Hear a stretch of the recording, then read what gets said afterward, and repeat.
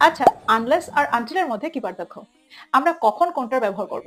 দেখো, আনলেসকে আমরা condition express করতে ব্যবহার করে থাকি। দ্যাট মিন্স ইফ নট, যদি না।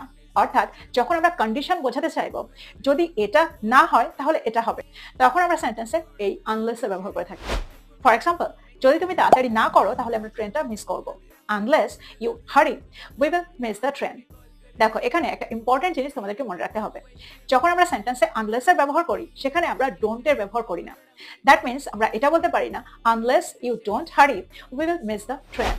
কিন্তু আনটিলকে আমরা স্পেসিফিক সময় পর্যন্ত বোঝাতে ব্যবহার করে থাকি।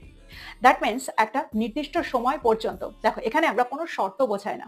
ফর এক্সাম্পল, আমি ফিরে আসা না পর্যন্ত এখানে অপেক্ষা করো। Wait here until I come back.